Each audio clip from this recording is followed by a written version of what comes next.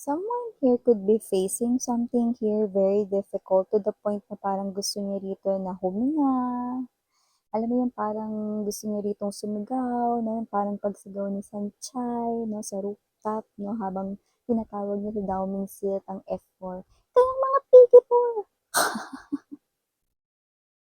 Parang ang bigat-bigat ng pasanay ng energy na ito na gusto niyang huminga yung fresh na hangin, no? At isigaw lahat ng nararamdaman niyang sama ng loob. Yan, yung nakikita natin dito, no? Alamin natin kung sino yan. Ikaw ba yan? Pero sinabi pick up ko dito, hindi ikaw yan. Siguro dati. Pero iba kasi ito, no? It's not your energy. More likely, no? So, nakikita natin dito, no? It's the energy here of someone. Might be highly thinking of you. And what about this energy here? Bakit ganyan siya? Nagdadrama ba siya? Para ba siyang nasa isang shooting? Alam kong titingnan ko itong person na to, pwede na talaga siyang gumawa rito, no, ng music video. Let us see.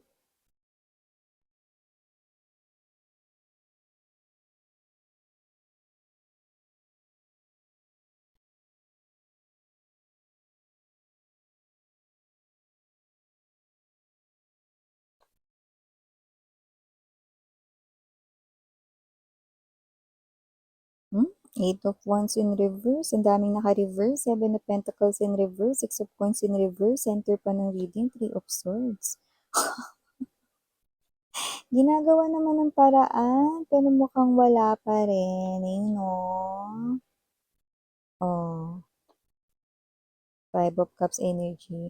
Alam niyo kung sino man itong energy na ito, no? Tingin ko ito yung person ninyo, no, na pumunta or pinili ang third party over you guys, no? At ngayon nakikita ko na konting-konti na lang, no, ay parang lalayasan or tatakasan na siya rito ng bait dahil hindi niya magawa ritong maispilingin yung third party, parang hindi niya naiintindihan, no? Parang alam mo yung energy ng third party, hindi niya ma-read, hindi niya mabasa, no? Parang bata na nagtuthrow ng tantrums dito, no? At hindi niya rin dito maintindihan kung ano yung galawan at aksyon ng third party. You know, inaaral naman ng person mo yan at ginagawa ng paraan pero mukhang wala pa rin, no? Parang mahirap talaga rito na pakisamahan ang third party sa lumalabas dyan. Bottom of the deck, we have the Judgment energy, Five of Coins, and the Ten of Wands. Yes. Okay. So, anong ini-expect ng mga nagtaksil na magiging madali ang buhay nila sa third party? No! Ito no, di ba? So, kasi naman tong ex-lover mo na ito, nakita natin dito, no? Na siya yung klase ng energy rito na parang konting-konti na lang, no? Dahil parang, alam mo yun, alam mo yung energy na parehas naman kayo ng lengguwahe, no? Pero hindi sila magkaintindihan, di ba? Dahil may mga ugali yung person na third party, no? Ng mga childlike behaviors, childish, immature, May energy rin dito, no, na mas inuuna rito ng third party yung gala kaysa asikasuhin siya. Maaari rin, no, na may pagka-materialistic, no, or panay shopping yung third party or panihingi ng pera, no? So whatever the case may be, just take only what resonates, no? Nangihingi man sa yung person ng pera or sariling pera ng third party yon, no? Irritable ang person mo kasi inuuna ng third party yung mga material things. Yan. So, maliban din dyan, nakikita ko rito, no, na parang sinasabi ng person mo with the Seven of Coins in reverse, hindi niya alam kung kaya niya pang ituloy, no, pagtiyagaan, no, at, kung kaya niya pa ba rito, no, na mag-spend ng mga susunod na mga buwan kasama ang third party. Uy, nangangamoy hiwalayan. That energy. Oh, bago natin ituloy ang chismisang ito tungkol sa, yeah, ito yung present moment na kaganapan sa kanilang dalawa, no? That's our timeline na nakukuha rito, no? But tingnan natin everybody. Hi and hello there everyone, my name is Yan. Welcome new subscribers, returning Istam buyers, thank you sa inyong walang sawang love and support for me. At kung di niyo pa alam, meron pa tayo ni main channel, link down below sa ating description box. So if interested, just click that link para mapunta kayo there, and araw-araw nag-upload tayo ng collective readings for all signs doon, no? At doon rin po ina-upload natin ang reading per zodiac sign. So yun nga tayo dito, no, na gender by lalaki LGBT. And of course, no, feel free na kunin yung mga mensaheng nagko-connect sa iyo. So here, malinaw na malinaw, no, na hindi na ata kayang matake ng person mo ito. This is something here na nagpapabigat na rito, no, ng buhay niya each and every day. With the King of Swords energy, tinatry naman niya na intindihin, pero parang wala pa rin. Maaaring may energy dito. Wala naman talaga sa age ang maturity, pero maaaring yung babae or lalaki ng iyong person ay mas bata sa kanya kumpara sa age niya. Ginakuha mo? So, whoever this energy is, no, I do see that whoever this kakonect niya na third party, no, ay posibleng nahuli niya rin rito, no, na nagiging, what's this? Nagiging touchy sa iba. Okay? So, hindi yun gusto ng person mo rito, no? Lalo na, no, kapag ka may karelasyon. Of course, diba? So, diba naman yung parang kukutuban ka ng hindi maganda, no? Na masyadong nagiging touchy sa iba yung person mo. Diba? So, meron ding energy rito, no? Napakiramdam ng person mo na hindi siya sineseryoso ng third party, no? So, may mga times rin na parang nanineglect siya ng third party rito, no? May times dito na lumabas na busy siya dito pero alam mo yung natulog siya ng gutom. Yun yung nangyari rito. Okay? So whatever the case may be, pwedeng galing sa labas, gimmick, no? Or inuna na pang personal ng third party yung personal niyang lakad, no? Kaysa dun sa person mo. Okay?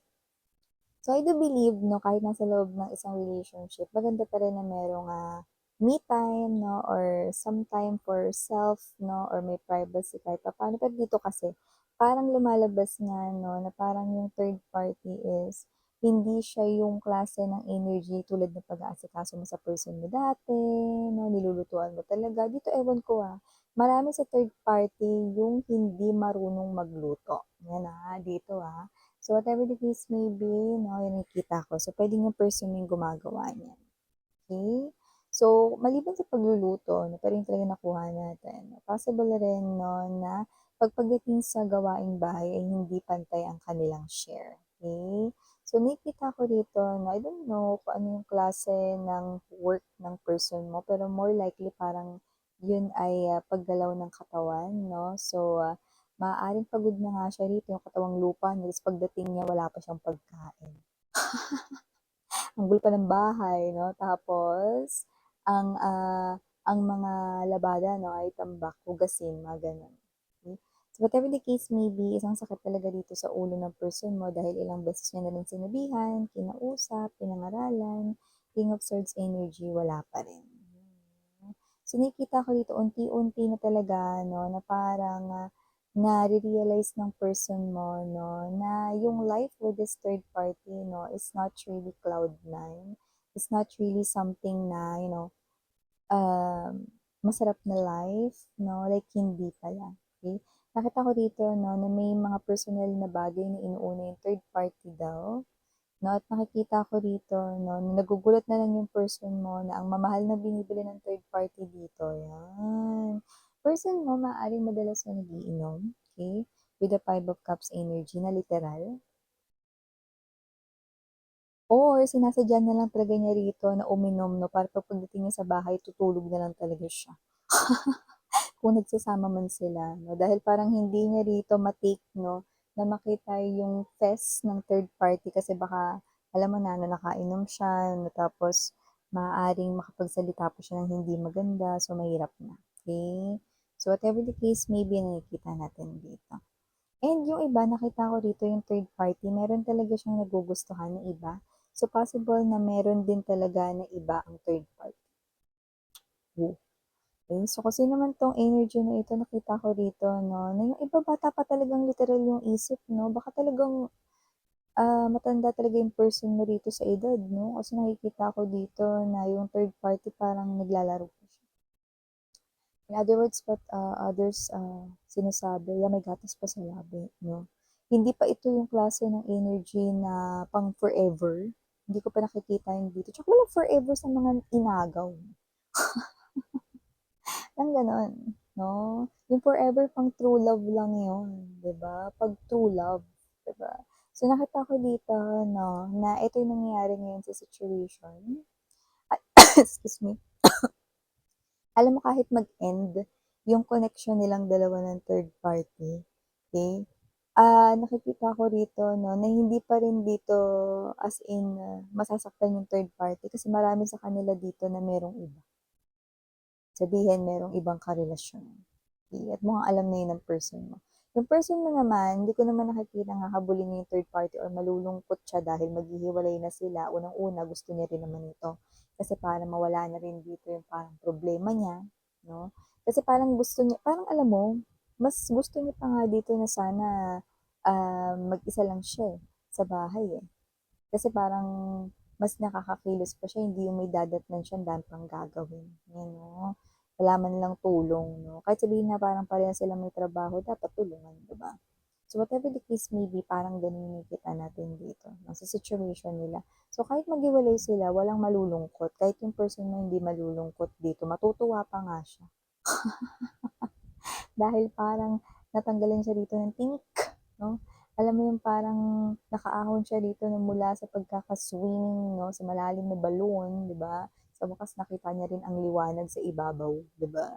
At itong person na ito nagiging happy pa nga dahil gagaan na yung kanya ditong life, no? At ang third party hindi rin malulungkot kasi meron siya ditong ano eh, bago na ka-in relationship pero nakakaloka. May age difference din sila nun. Ay, so, yung iba puwede na rin natin matawag na sugar mommy or sugar daddy, mm. Ay go. Dapat ngayong Holy Week magnilay-nilay. Hmm. Dapat pagsisihan ng mga kasalanan, magkaroon ng refleksyon, mamuhay sa tamang daan, 'yan, oh. Dapat akayin natin 'to mga ganito. Akayin papunta sa tunay na liwanag, 'di ba? So, kung sino man 'tong energy na ito, naku, good luck talaga. Hmm. Hindi naman komo sinabi 'no, na habang ikaw ay young 'no, you need to live, your life at its fullest. Pero hindi yung ganito 'no, na parang hindi naman 'to pag-live ng life at its fullest, eh. Kasi nakikita ko rito yung karamihan sa third party mga kasal 'tong ano, eh, karelasyon nila rito, eh. Ay, 'di ba? Walang makakapamuhay ng fairytale love story kapagka ganyan. Okay? So, initials, we have here capital letter P, capital letter S, capital letter R, capital letter E, capital letter G, and capital letter S. For small letters, we have U, N, P, R, E, B as in boy, ha, B, S. And last but not the least, we have letter A.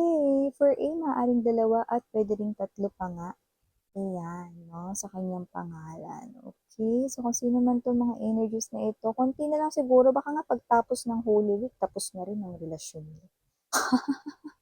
Pero ang nakakaloka, walang malulungkot, parang lahat nabunutan pa ng tinik. So yeah, ito yung mga mensahe na nakuha natin here, no? And again, pwede kayo dito na tumambay, no, doon sa ating main channel ng The High Priestess. Okay, click lang yung link down below, no? At syempre, mga babes, no, feel free na pick up lang yung mga mensaheng nagko-connect sa iyo. Again, hindi ka na only for the girls and Yana, do not for the boys. Enjoy the rest of the weekend, no? Dahil papasok na naman ulit sa Lunes.